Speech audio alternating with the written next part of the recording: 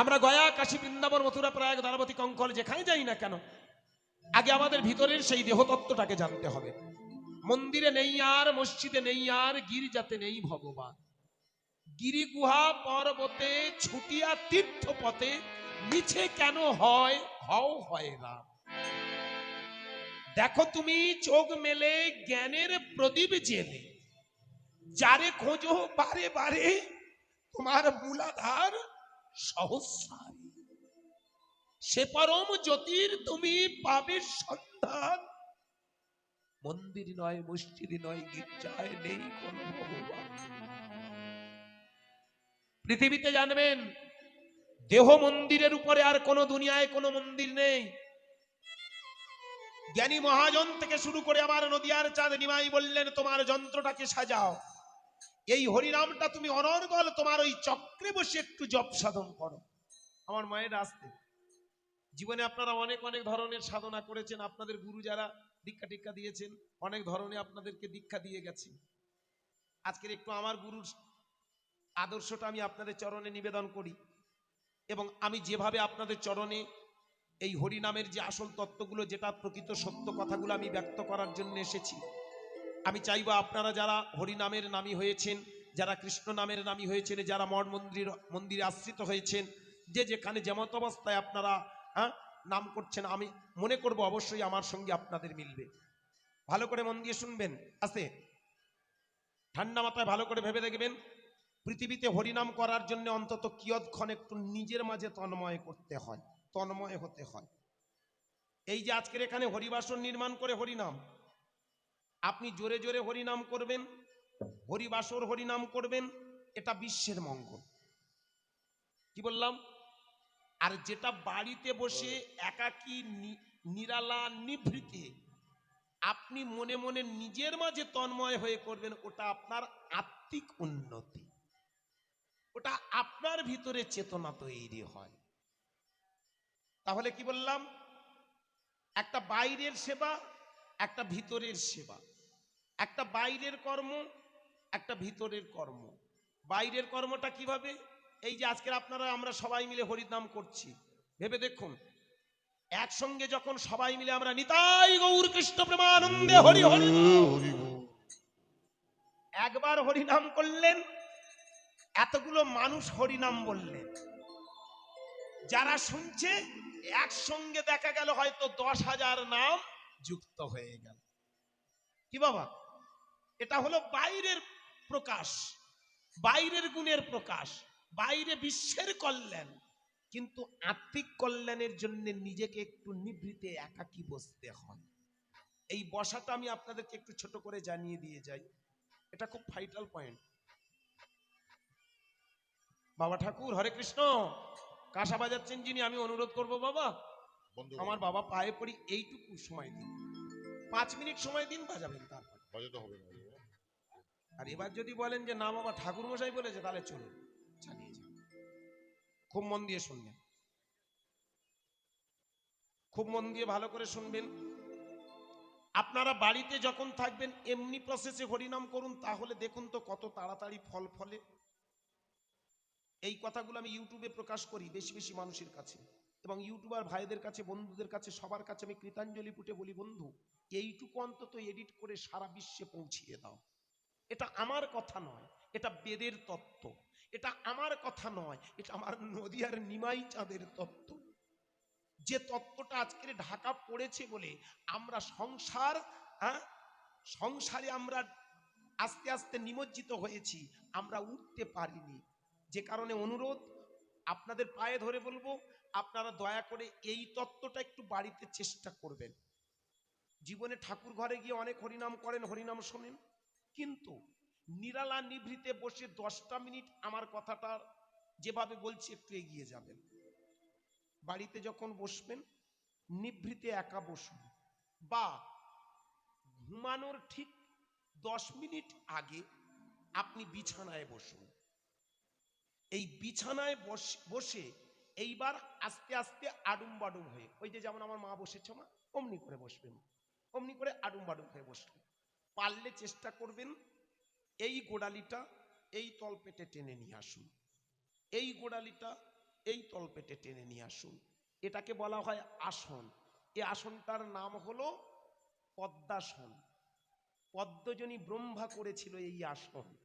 ভালো করে ভেবে দেখবেন, বিষ্ণু থেকে ব্রহ্মা, ব্রহ্মা থেকে মুনিগণ, মুনিগণ থেকে আমরা। তাহলে ব্রহ্মা যদি সাধনা করতে পারে, আমরা যদি একটু এগোতে পারি, তাহলে দেখুন না তার সঙ্গে আলাদা হব কি? খুব ভালো করে ভাববেন। তিনি যদি সাধনা করেন, তিনি তাহলে কার সাধনা করেছেন? এগিয়ে যাব আস্তে আস্তে সব কথায়, ভালো করে মন দিয়ে শুনুন। ব্রহ্মা সাধনা করেছিল নিজের মাঝে যে পূর্ণ ব্রহ্ম আছেন, যিনি স্রষ্টা, তার কারিগরিতে সৃষ্টি করেছেন, সেই সৃষ্টির কারিগরকে চিন্তা করার জন্যে, চেনার জন্যে তিনি নিজের মাঝে তন্ময় হয়ে বেড়াতেন। এই জন্য ভালো করে ভেবে দেখবেন, যতক্ষণ আপনি নিজের মাঝখানে তন্ময় না হচ্ছেন, হরিনামের প্রকৃত সত্যটাকে বুঝতে পারবেন না। কিরকম? আডুম হয়ে বসলেন বা আসনটা করলেন পদ্মাসন, হাত দুটো এমনি করুন, এটার নাম মুদ্রা, জ্ঞান মুদ্রা। জ্ঞান মুদ্রা দুটো হাঁটুতে ফেলে দিন। ফেলে দিয়ে এইবার মনে মনে ভাবুন, আমি ভগবানের বেটা, ভগবান। আমার কোনো সূচি নেই, আমার কোনো অসুচি নেই, আমি অপবিত্র নই, আমি পবিত্র। ভালো করে ভেবে দেখবেন, মনটাকে যদি না স্যাক্রেড করতে পারেন, জীবনে কোনোদিন কোনো জায়গায় আপনি দাঁড়াতে পারবেন না। মনটা যার পবিত্র, এ দুনিয়াতে দেখবেন সব তার পবিত্র হয়ে যায়। এই মনটাকে আমরা দাঁড় করানোর জন্য এত মঠ মন্দির আশ্রমে যাওয়া। কি আমার কথা একটু বোঝা গেল বাবা? মন্দিরে যাই কেন? মনটাকে তার দ্বারস্থ করার জন্য।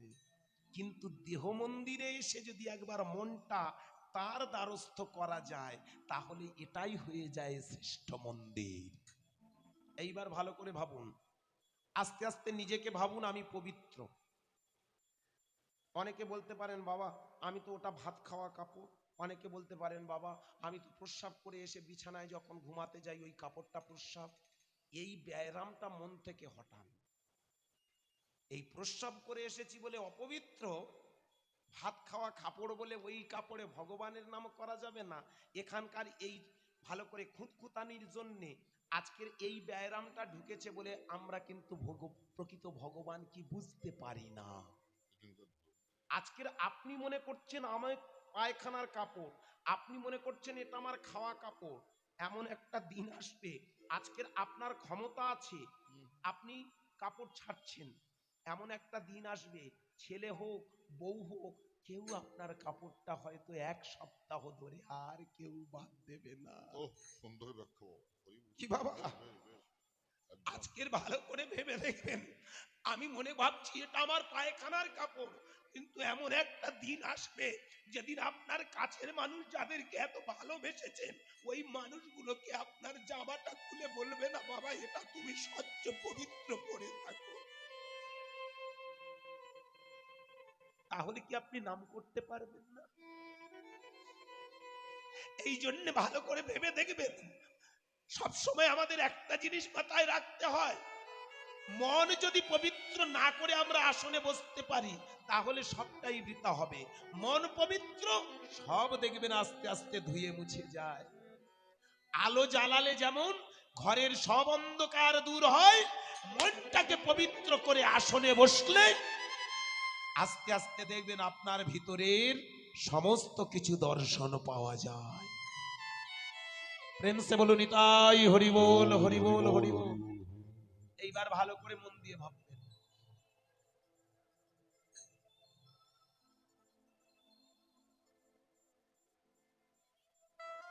এইবার একটু ভালো করে মন দিয়ে ভাববেন, কথাটা বলছি দেখবেন। আস্তে আস্তে আপনি আডুম বাডুম হয়ে বসেছেন বা আসনে বসেছেন। যদি আসন না করতে পারেন অসুবিধা নেই, সাধারণভাবে বসুন, সুখপদ্মাসনে বসবেন, হাত দুটো রাখবেন, মনে মনে ভাবুন ভগবানের বাচ্চা, ভগবান বলেছি না? খুব ভালো করে ভাববেন। কেন কথাটা বললাম বলুন তো?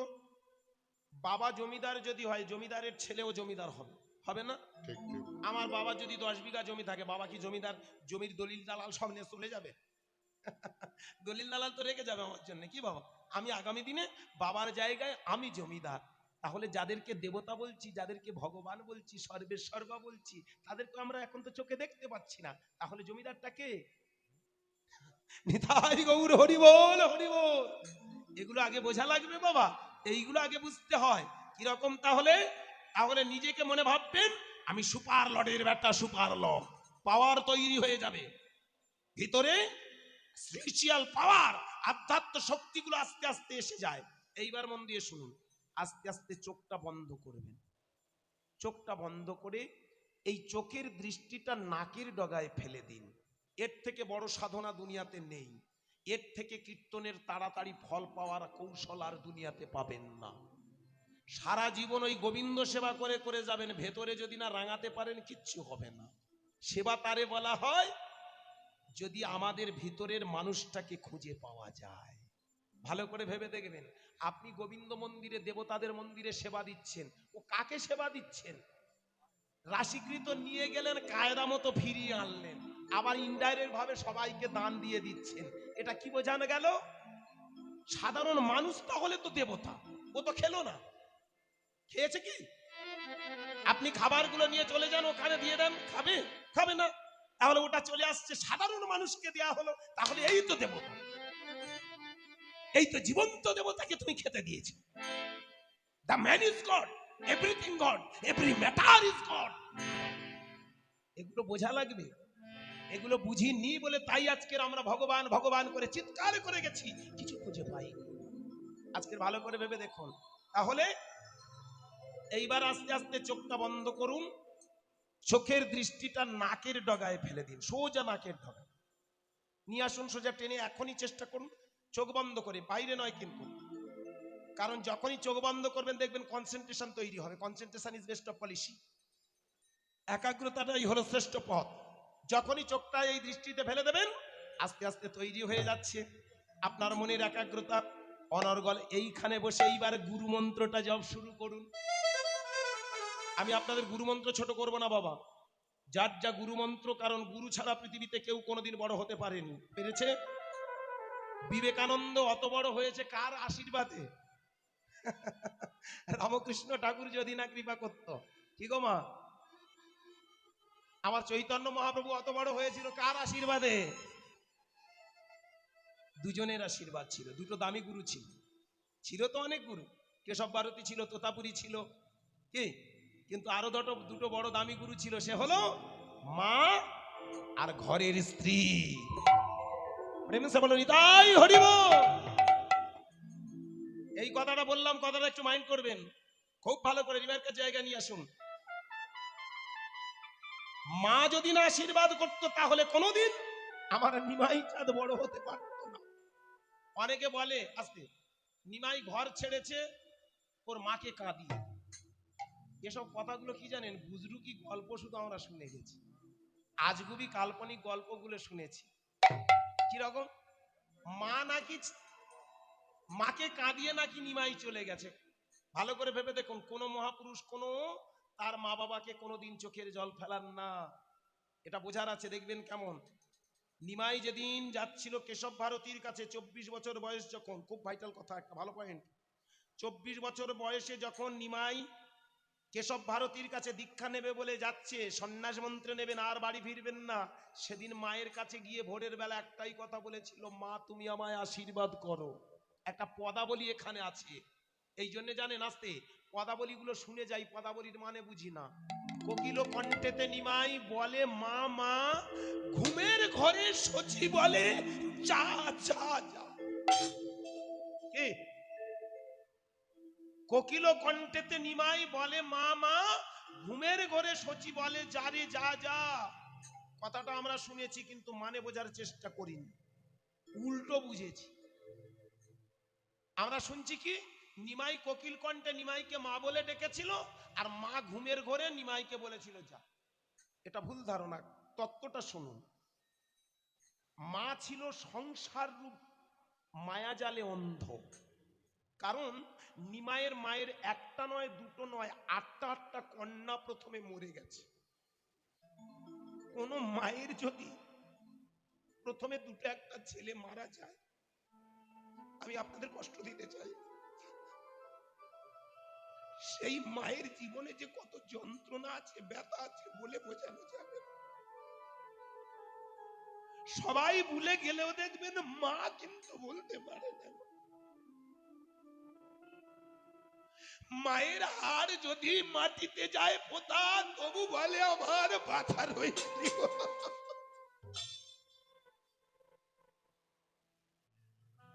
সবাই ভুলে গেলেও দেখবেন মা কোনোদিন বলে না। এই জায়গায় দাঁড়িয়ে বলি মায়েরা, পৃথিবীতে দেখবেন মা আর বাবা এমন একটা বস্তু যেটা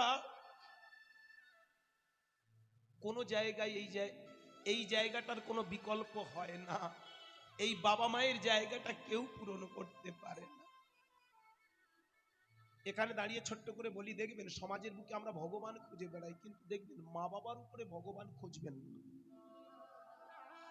যতই আপনি গয়া, কাশী, বৃন্দাবন, মথুরা, প্রয়াগ, দ্বারাবতী, কঙ্কল, অযোধ্যা ঘুরুন, আপনি যতই গয়া, কাশী, বৃন্দাবনে ছুটে বেড়ান না কেন, ঘরে যদি বাবা মাকে শান্তি না দিতে পারেন, কোনো জায়গায় গিয়ে শান্তি নেই। আমার দুঃখ কোথায় জানেন? এত হরিনাম করে লাভ কি? এত কৃষ্ণ সেবা করে লাভ কি? এত দেব দেবতার পূজা করে লাভ কি, যদি আমরা ঘরের মানুষ দুটোকে না শান্তি দিতে পারি? দুঃখটা কোথায় জানেন? আজকে দিনে চারিদিকে এত হরিনাম হলো, এত ভাগবত পাঠ হচ্ছে, এত ভগবানের নাম হচ্ছে, কিন্তু দেখি প্রত্যেকটা ঘরের বৃদ্ধ জীবন্ত ঠাকুর দুটো কেঁদে বেড়াচ্ছে। যত বৃদ্ধ হয়ে যাচ্ছেন ভালো করে ভেবে দেখবেন, যেন সবার কাছে ঘৃণার পাত্র। এরা শুধু পেতেই জানে, দিতে জানে না গো। কোলে পিঠে করে মানুষ করেছেন, ভেবে দেখেছেন? আমরাও তো বাবা হয়েছি, মা হয়েছি, কি বল? একটা ছেলে যদি অসুখ করে, আমরা বাবা হয়ে সহ্য করতে পারি না, পাগলের মতো ছুটে যাচ্ছি, সারা রাত জেগে আছে, আমার ছেলেটা কি হবে। ডাক্তারের পা দুটো জড়িয়ে ধরে, ও ডাক্তার দেখো না, আমার ছেলেটা ভালো করে দাও না, আমার মেয়েটা ভালো করে দাও না গো ডাক্তার। যার হাতে ধরতে লাগে না, তারা পায়ে ধরে বলি, ও দাও কিছু টাকা দাও তো, আমার ছেলেটা ভালো করে দাও। কি হাতে ধরে পায়ে ধরে, কত কষ্ট করে আমরা একটা ছেলেকে একটা রোগ থেকে মুক্তি করি। আর শেষ জীবনে দেখবেন সেই বাবা মা যখন রোগে পড়ে, আমরা একটু ওষুধ দিতে কষ্ট পাই। জানি না কোন ধর্ম করছি বাবা, জানি না আমরা কোন ধর্মে দীক্ষা নিয়েছি। আজকের আমার সেইখানে একটা প্রশ্ন, না বন্ধু, আবেগের সঙ্গে ধর্মের খোঁজ না করে জ্ঞানের আলো জ্বালিয়ে তোমার ভিতরে জাগিয়ে তুলে দেখো তো, পৃথিবীর সব থেকে কাছে তোমার মা আর তোমার বাবা। মা বাবার মতো বড় দেবতা খুঁজতে চেও না গো। মা মা, বাবা বাবা। এ পৃথিবীতে সবাই ভুলে গেলেও দুটো মানুষ কিন্তু বলে না। রাতে যখন তুমি অসুখ জ্বরে ডুকরে ডুকরে কাঁদো, তখন দেখবে লক্ষ্য করে সবার পাড়ার সবাই ঘুমিয়ে পড়ে, দুটো মানুষ ঘুমায়। আর সেই মানুষ দুটোকে যদি তুমি ভালো না বাসতে পারলে, তাহলে ভগবান ডেকে লাভ কি? দরকার নেই। কোন দেবতা একবারও বলেনি যে ওই দুটোকে কাঁদিয়ে তুমি আমার কাছে চলে এসো। মা মা, বাবা বাবা, এ জগতে মা কোনোদিন, মাকে যদি কাঁদানো যায়, কোনোদিন সে কোনো কাজে গিয়ে পরিপূর্ণ সাকসেস হতে পারে না, পরিপূর্ণতা প্রকাশ পায় না। চিরকালে দেখবেন মা, চিরকাল মা। এখানে একটা বলি, মায়ের মতো দুনিয়াতে আপন খুঁজে পাবেন। দেখবেন আমার মায়েরা এখানে যারা বসে আছেন, ঠান্ডা মাথায় ভেবে দেখবেন, ধরুন আপনার বিয়ে হওয়ার পরে আপনি ঘন ঘন কিন্তু বাবা মায়ের জন্য বাড়িতে যান, বাপের বাড়ি যান না? আপনারা ঘন ঘন বাপের বাড়িতে যান, দেখবেন লক্ষ্য করে। কেন জানেন? বিয়ের আগে যেমন বাবা মা কিন্তু মুখ্য ছিল, বিয়ের পরে শ্বশুর শাশুড়ি মুখ্য হয়ে যায়, বাবা মা গৌণ হয়ে যায়। এটাই আমাদের সংসারের রীতিনীতি, এটা সমাজের রীতিনীতি। কিন্তু দেখবেন তবুও মন টানবে, একবার বাবাকে দেখে আসি, মাকে দেখে আসি। কারণ নারীর সম্পর্ক কোনোদিন ভুলে যায় না গো। এ জগতে মায়েরা কোনোদিন বাবা মাকে বলতে পারে না। বাবা যদিও মরে যায় দেখবেন তবুও ঘন ঘন মায়ের বাড়ি মাকে দেখার জন্য যান, জান না মা? সব মায়ের নিজের স্বামীর পকেটের টাকা যে কোনো প্রকারে এদিক সেদিক করে পয়সাগুলো আপনি জোগাড় করে রাখেন, এটুকু নিয়ে আমার মাকে খেতে দেবো, মায়ের একটা কাপড় কিনে দেবো, এটুকু মায়ের জন্য মিষ্টি কিনে দেবো, একটা ভালো ফল কিনে দিয়ে যাবো। কিন্তু দেখবেন যেদিন মা মরে যায়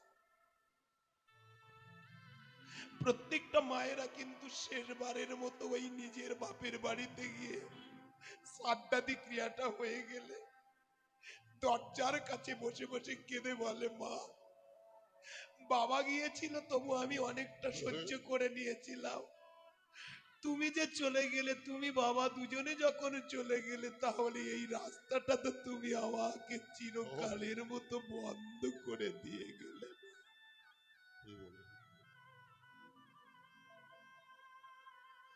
ভাই ভালো, ভাজ ভালো, সবাই ভালো হলেও দেখবেন মায়ের জায়গাটা কেউ